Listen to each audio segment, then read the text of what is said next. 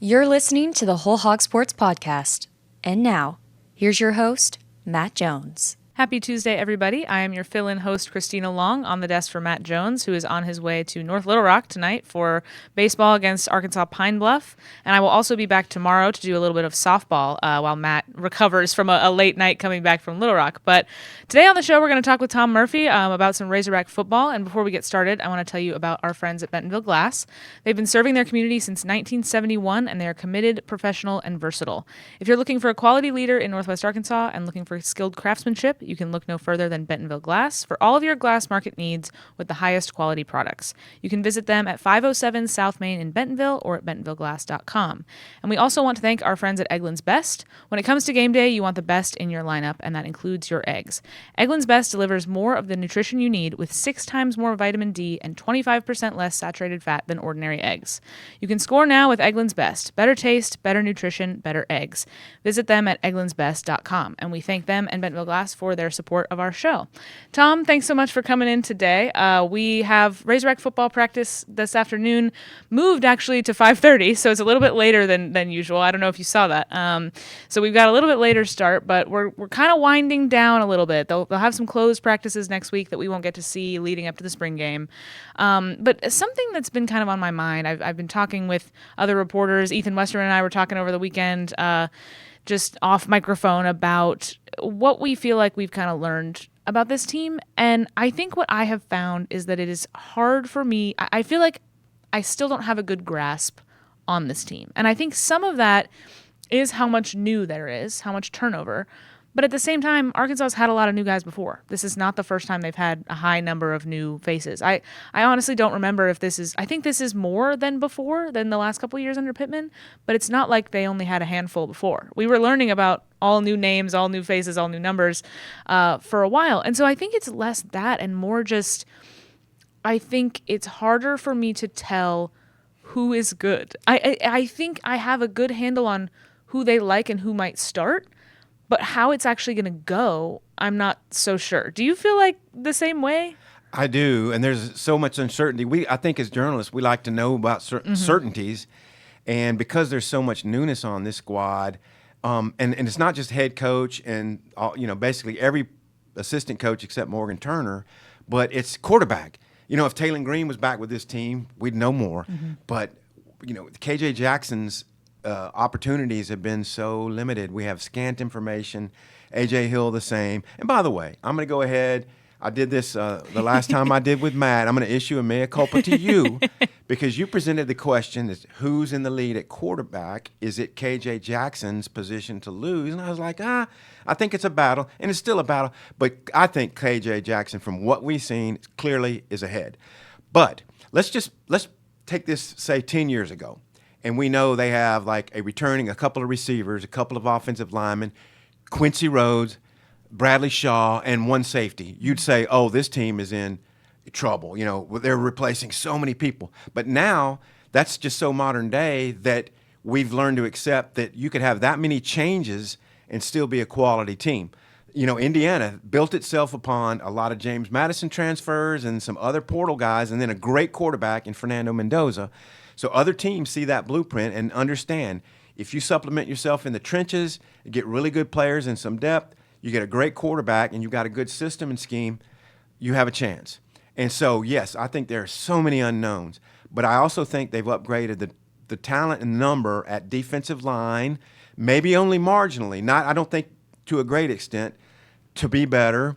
O-line, we'll have to wait and see, but they've had some big bodies in there.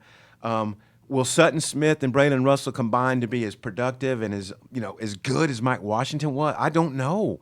It's going to be hard because Mike Washington had a hell of a year, and so a lot of it's going to come down to quarterback play and whether or not KJ Jackson and AJ Hill, the combo, is ready to produce and take the heat, take the pressures they're going to see, and deliver and make teams pay if they blitz them. To win games, and that's going to be a huge question for this team. I think that's one of the big things is having a new quarterback. But honestly, even the year Taylor Green was new, I don't really think I quite felt this way. I mean, there's always going to be a certain amount of wait and see, right? And I don't think Taylor Green got here and we were like, necessarily this guy's going to light the world on fire. I don't think we thought he was bad, but I think we had some questions because of how it had gone at Boise State, and the fact that he had basically lost his starting job to a freshman. And so we had some pause, but I think just watching him in practice, you saw the vision, you saw the athleticism, you saw the size, you saw the running ability. And I think with KJ Jackson, it's not necessarily that I don't think he's good. I just am not ready to say how good I think he can be in a full SEC schedule. I just don't know. And I think we would be unwise to say that we do know. Yeah. Here's the thing about Green. He got matched with, and you can't lose sight of this, he got matched with Bobby Petrino, a guy who is still very much near the top of his game. Now, his systems are very complex, and I think in some ways Talon might have struggled with all the complexities, all the reads. He dealt with Bobby Petrino's reactions to the mistakes he made in it, but that was a pretty good pairing. And the numbers, and Matt and I had a big argument about the total offense numbers. His first season, they were number 10 in the country. Now, it didn't necessarily equate to points, but still the numbers were there. And so with KJ, you're working with a system that it's an RPO system. We haven't really seen him run a lot. He did a little bit. I think he had a touchdown run against Texas. So we've seen just a little bit. But the RPO game adds a dynamic that until you see it in a game, you don't know how much quarterback running forces the defense to do other things, gives you options when you make the read and the mesh with the running back, and then the quick passing game. So what this looks like on the field, the quick passing, who he can trust at receiver, is all still to be told.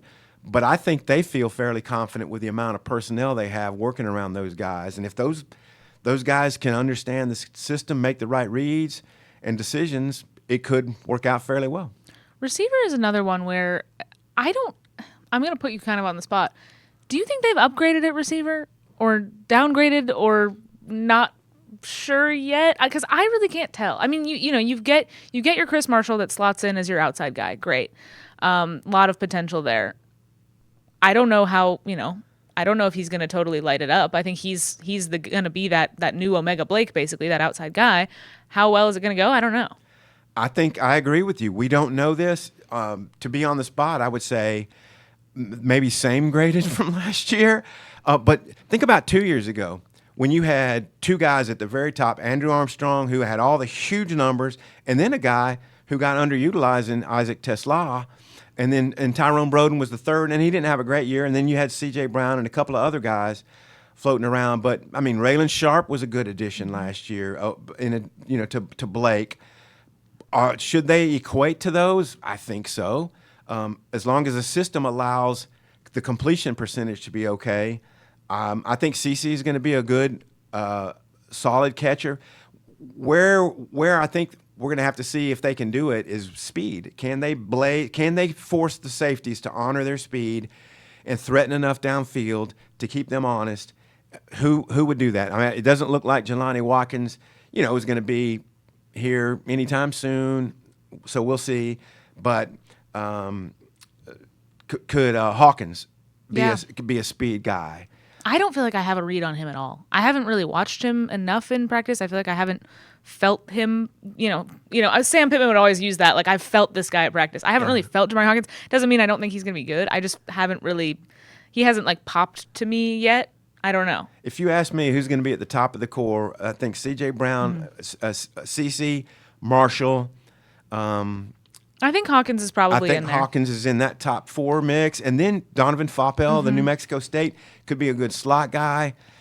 So I'm not sure if they have top-end speed, but I do think they have guys. And then Antonio Jordan, if you ever can understand the system and the checks that you need, he might not run the greatest routes yet and understand everything, but you can throw a 50-50 ball to him, and he's got a chance to catch it because he's got the catch radius and the skills to get up. We've seen that already. And so we've listed 6 guys maybe. Courtney Crutchfield we haven't talked about. He's got to bring his game to another level. But there's 7. That's probably your travel squad unless someone else can break out of the mix, or Monte Harrison or somebody. How do you feel about Crutchfield? Because I know he's one of those guys. Similar, I kind of lump him together with Antonio Jordan, and he's an in-state guy that people want to see succeed, but hasn't gotten there yet. It's different than Antonio Jordan because Crutchfield went to Missouri, came here, was not in good shape, wasn't up to par basically last year. Different situation, obviously, than Antonio Jordan coming in as a true freshman and, having all that size, having the frame that everybody's excited about, having an injury, that kind of thing. Different situations, but both guys that I feel like for the last 2 years we've been looking at and going, what's gonna happen there? And I don't know. I think it was me. I asked Silverfield about Crutchfield early in spring and basically kind of asked, what has he shown you? What do you want to see from him? And it was kind of a similar vibe where it was basically like he needs consistency. He needs to work hard. He needs to, kind of put his head down and keep going. And I'm interested if you feel like he's shown some improvement over last year or what you think. I think some. And then the word we got from Larry Smith, the receivers coach, if I remember it right, it could have been from Silverfield, was maturity. Mm-hmm. So it's about how important do you treat the game. Mm-hmm. And the coaches can see, and Ishmael Cisse, taking great notes, cares about the game. And that's the kind of thing Courtney Crutchfield, I think, is starting to show more. But it's all about how invested are you into becoming a great player and doing the things it takes off the field. And I think there's been improvement in that. But, I think back to one catch he made at LSU. It was a sideline catch. I think it was one-handed, like falling down out of bounds and a toe touch all at once. He made the catch, and it set them up right before halftime to get a touchdown. So we know the potential is there for him if all the other stuff, all the things about intelligence, the checks you need to make with the quarterback to get open, to read the defense, and go the audibles. So so I think the talent is there. And I wanted to say, if they had scored a touchdown right before halftime against LSU, who knows? It could have made the difference in that game. They did not capitalize. I think Taylor ended up throwing an interception. That probably to the great cornerback they got. They tested him, and he picked him off. Delane, whatever. Oh, yeah. So anyway, so I think it's there, but he's got to show, I want to get to the front of the line. That's another thing in practice is he's kind of tended to go to the back of the line and stuff. And it's the alpha type personalities. Blake put himself at the front of the line. We've seen Jamari Hawkins do that. Yeah. He knows the system. I'm going to push to the front of the line. C.J. Brown has done that. So it's not like he can hey, I'm going to cut in front of all you guys, but you got to show the willingness to want to do that. Right. I've been kind of partial to CC because we had talked to him last year when he first transferred here. We did a magazine. We did some photos with some of the new receivers, and he was one of them. He was just really good to talk to. So I've always just kind of liked him because he seems like a good kid. But I think I've also just been so curious about what he's going to be able to do since we just never got to see it. And you've got a story on Whole Hog Sports today on our site about him and kind of about how he's ready to break out. I wasn't there when he spoke the other day in the press conference room, but what did you kind of learn from him? Thanks for referencing the story. You know what? It turned out to be a good one because I looked back and saw, Ryan Silverfield had talked about him a little more in depth, about his maturity and the want to, and then Larry Smith had gone on and on about him, extolled his virtues. Now, Cece's a fast talker, and he says a lot of words. And so you kind of have to listen to it again. But anyway, that's a side subject. But I think he cares, and as Larry Smith pointed out, he's smart. He enrolled at Stanford to start his career. You got to be pretty smart. And you could just see the care factor was with him. And the fact that when he found out that the wrist injury, because he didn't know, I hurt my wrist. And then they get in and they see, I think it ended up being ligaments, season ending. He said he was in his room and he cried. And it's always an emotional hurdle you have to get over coming back from injury. And he got a lot of help from Monte Harrison, a lot of help from C.J. Brown. And that turned out to be a much better story than when I first said, I'm going to write this. And then you dig in hey, yeah, good quote. The coaches like him. The kid's going to have a chance. You mentioned earlier you think they've upgraded on the defensive line, not necessarily, totally game-changing way, but maybe a little bit better, have a little bit more depth. I agree, but they're still my concern. I do think depth is better. I still don't think it's good. And I'm very interested because just besides Quincy Rhodes, I just don't know. I mean, Hunter Osborne, I think at the defensive tackle spot is really intriguing. Another guy that was just great to talk to, so I'm a little bit partial toward him too. But what is David Oakey going to bring to the table? I'm just not sure. And so, what else do you see defensive line wise that's reason for hope, or maybe that's giving you pause? I know the feeling. And it's tentative optimism that they've upgraded, not total numbers, but it starts with, and I was going to bring this up before you mentioned Oakey, but it starts with Oakey. He's on the nose. Can he tie up blockers the way they need him to? Is he big enough to do that? Because that's a key part of it all. It gets kind of lost.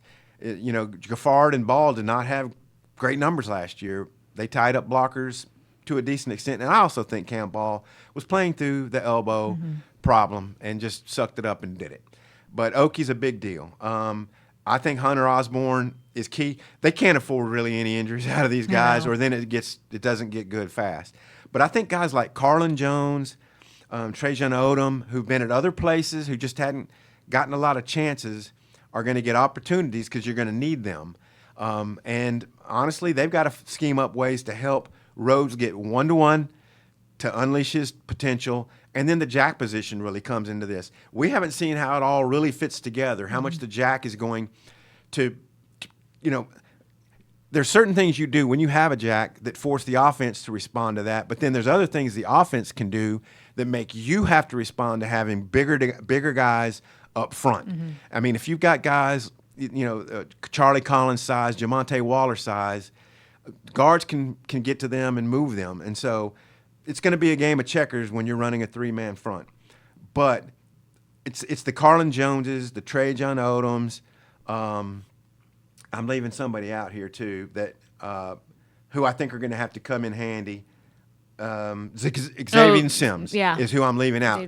He's the one I've seen him flash a few times in practice, and that's kind of what led to my statement. I think they might be. Sims is a key guy. What they talked about with him the other day was his ability to go 4, 5, 6 play segments out on the field and not get tired.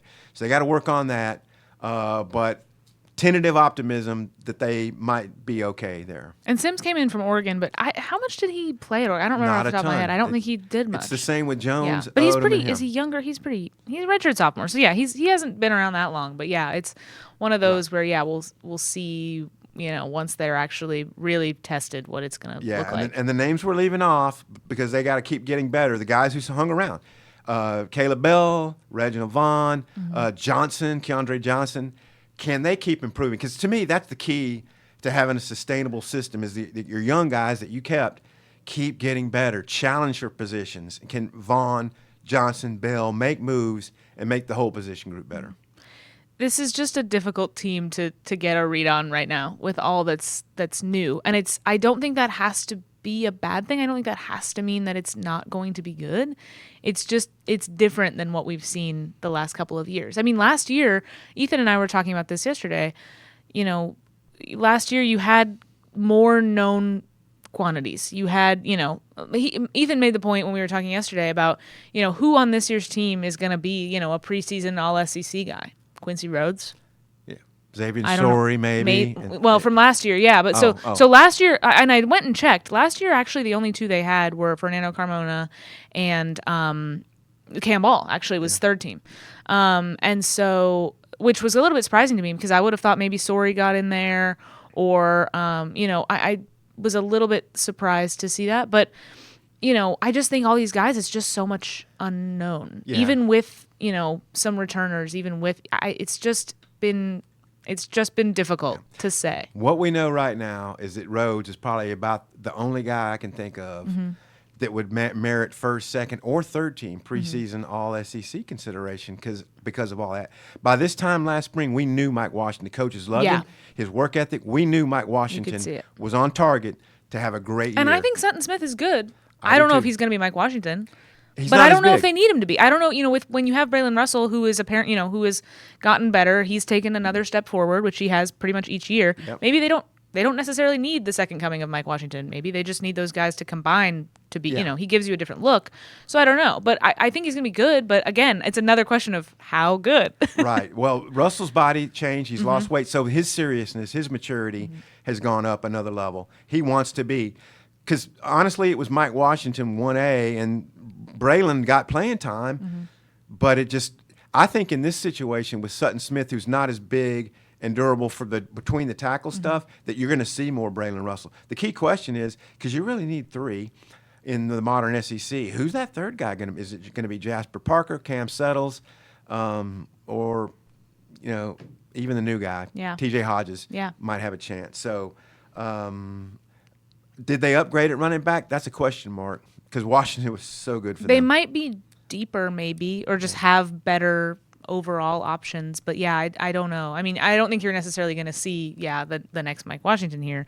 But again, they might not need it. So that's why it's been difficult to kind of get a read. And so with that, the other question I kind of think of is what does a good first year look like? Because we all know, and we say this every year because it is true every year, their schedule is hard. It is going to be tough to find 6 wins here.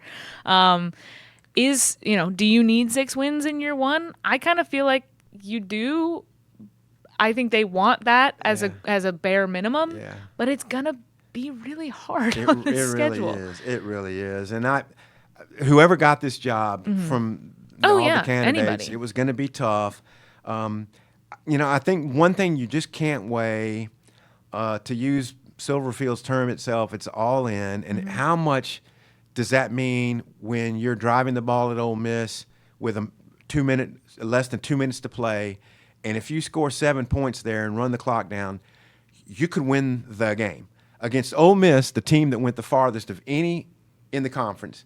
Now, admittedly, they were still growing. It was Trinidad Chambliss' first start, but that's how close Arkansas was. And so if you can get the buy-in factor, find things that help you move the ball, play a little bit better defensively, get off the field a few more times, and then slash your turnover margin. So if you're a coaching staff, you look at that from that standpoint. We slash our turnover margin, we stay on the field. All these things add up to having a chance to go to Utah in week 2 and winning a game. And there's so much pivoting on that game, or hinging on if you show well, if you have a chance to win the game, what that can mean for you. 6 wins, I think, would be a really good season for them. 4 or 5 look more feasible to me right now. How do you think we feel sitting here at the end of the season if they get 4 or 5? How we as, observers, how do you think fans feel too? I think we feel like that was probably about what we expected. If they won 6 or more, I think it's wow, that was an impressive showing, because you've upset somebody along the way. Mississippi State is not on your schedule. Honestly, I'm not sure I can name all 9 conference games right now. I have them in front of me. But it's just it's such a burdensome schedule. It is really hard. I mean, I guess I don't really know what Vanderbilt's going to be post Diego Pavia. And they have them at home, right? I don't remember that. So I don't, I don't know. That's another thing. Other teams they're actually at Vanderbilt. There's other teams that are kind of, even Utah. Utah doesn't have Kyle Whittingham anymore. Right. Yeah. I don't know what to make of the new guy. I don't really know a lot about him. He was their coach in waiting. That's really all I know. So I would guess he's kind of running a similar idea. They'll have a similar identity to what they've had. But what does that look like? I don't know how many guys left and went to Michigan or went elsewhere. I don't know. So are they going to be the same Utah we've seen, that really, really tough team that we've seen for a while? I don't know. Do they take a step back? Well, we'll have to see. And then, their road games are hard. They're at A&M. They're at Auburn. They're at Texas.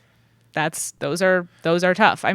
South Carolina, they're a little bit of a question mark. Yep. They haven't been really great. So that's, what's Missouri going to be now? I don't know. So there's winnable games here, and it's another one of those where I remember last year we were sitting and looking at the schedule, and there were games that did not look winnable, that then as the season played out, all of a sudden you were going, oh, actually, that's an opportunity. Because teams just weren't what we thought they were going to be. And so we're definitely going to see that again. We're talking about how Arkansas, we don't know what to make of them. Right. A lot of these teams might not be quite what we think. But it's not easy. And I think, I think that's why I'm so, and I mention this all the time, I'm so interested in the fact that Silverfield, day one said this is not going to be a slow build. Like, we're going to win now. And I'm so interested what that means to him. What does that mean? Does that mean 6 wins in year one? Does that mean, and he talked about how bowl eligibility, they want that, but like they want that to be the floor. Do they want that to be the floor in year one? Because that is a big deal. And I don't think it's a bad thing to set high goals. And I don't think he obviously is not somebody that's going to shy away from doing that. And I honestly like that. I think that's a good approach. But what I'm curious, in when the staff thinks about this year, what is enough for them in the first year? Yeah, you have to be very careful not to overpromise. He said a couple of things like, we're going to have the greatest coaching staff, and we're going to win games. We're going to win a lot of games. But and how so many? That's right. He didn't put a definition on No. that. And I don't know if you want to be pinned down. No, you definitely don't. can't. No. I wouldn't have expected him to give us a win total for year one. But but as we think about it, as we look at the calendar, it's what is a good year one. I think it also depends how you look in those losses. I mean, we've talked about close losses a whole lot the last few years with Sam Pittman, and there were times, it was so funny how when Petrino took over, we would look at close losses and think of them in a positive light, and then we would look at close losses under Pittman when things were started to kind of go downhill, and those were bad. Yeah. So does a close loss in year one under Silverfield, is that a good thing or a bad thing? Every year finds its own identity. The Vanderbilt rises up, Indiana rises up. In Arkansas, you can't put to that level yet because we haven't seen enough to do that. But when you look at last year, you wouldn't have thought, A&M, the LSU game. There was a bunch of games on that schedule that they won't have much of a chance. The Texas game, which that was one of their bigger losses was Texas, but they had a chance at Tennessee when you would have given them none, but they had a chance. And so if you're Ryan Silverfield and you look at this like, well, they had a chance in that game. If we can cut our turnover margin, all those things I mentioned a moment ago, you give yourself a chance. And so the Utah game to me looms very large in week 2. If you can look good and give yourself a chance there, win the turnover margin. And then the conference season is just going to play out the way it does in the SEC. It's going to be crazy. They might not be favored in any game. If the South Carolina game is here, they don't get off to a great start, they might be favored against South Carolina. But I can't think of a game, maybe the Mississippi State game last year. But frankly, they should have won the Mississippi State game. And nothing against Ryan Silverfield and his staff. They should have beat Memphis. That was an indication the team, it wasn't all together. Yeah. And unfortunately for Mike Washington in his one bad moment, when you're basically trying to decide how you want to win the game. Do you want to win the game with a field goal, make them use all their timeouts, leave little time on the clock, or do you want to try to put it in and score a touchdown when that happened? And Memphis did the things. And so, in a way, it gives you some hope. Memphis's team, with 70 newcomers, did the things it took to win that game. So maybe there's that missing element that they can impose on this team that makes them win. That Utah game is especially key because who comes to Fayetteville the week after? It's Georgia. So depending on how that, even if you lose to Utah, if it is if you get some moral victories, maybe the vibes are okay going into Georgia, but you need that too because it's your first real test, and then you have probably your hardest game of the year right after that. Maybe put Texas up there with them later in the season, but yeah, it's always a tough schedule, and so it's always sometimes I hesitate to do the schedule thing because there's never a year where we're looking at Arkansas's schedule and going, oh, this one looks good. I know. It's always like that, but I do think I'm so interested what they feel internally is the goal or is good. And maybe they don't even have a particular number in mind. Maybe that's not how they go about it. But I will be, tracking how, those kind of campaign promises and then what it looks like here in this first year is going to be really interesting. Oh, my quick wrap on the subject is this. I think the coaches are all invested in how we improve from practice to practice in the spring. We as journalists, we cover the practices, but then we also do things like this, and we speculate, and then we go into the what-ifs. I think their noses to the grindstone, and they're like, we're going to be a better team. We're going to be a unified team. We're going to cut down our turnover margins, give our quarterbacks the opportunity to make good decisions to move the ball down the field. And staying healthy is going to be huge for them. Yeah. It's so huge for them. But that's what they're invested in right now, I would think. Anything in particular you're going to look at practice today? Since I'm going to be writing about the star position coming up, or the jack position, I'm going to put an eye to Charlie Collins and Waller and Steven Souls today, and for a linebacker spot. So it's kind of the same mode with those positions. I'll keep a good eye on those today. And we'll get to hear from the coordinators, both offense and defense, next week, which we haven't talked to them since spring practice started. So I'll be very interested to hear kind of what they think about, as spring ball winds down, what they've seen, now that they've actually gotten to know their own team a little bit. Yeah, it's been enjoyable talking to all the assistants. All of them, I think, have a pretty good persona. You can see how they relate to the players, and I think he has a good staff in place. But the coordinators, to me, that's always really important, key interviews to have. And I know a question you can ask them. How many wins do you think you guys are going to get next year? Give me the number. Make the promise now so that we can yell at you later. But it has been. I've liked talking to the assistants too. I've really liked watching Jeff Myers, the offensive line coach, at practice. I've enjoyed kind of watching them and listening to how he instructs. Yeah. He's very smart. I like kind of how he talks to them. But it's been cool to get to know some of those guys and some of these new players, as they bring guys through the media room. That's kind of what this spring season's for. I like the coaching staff. I like the way we've seen them relate to players, and I like the way they've related to us. Yeah. Well, Tom, thanks so much for coming in to talk a little football. We'll be out at practice later. We've got all kinds of football coverage on WholeHogSports.com. Looking forward to the spring game. And pretty soon we'll be talking about, the actual season before too long. I realized recently it's really starting to creep up on us. Enjoyed it. Thanks so much for joining us, everybody, and we will be back here tomorrow.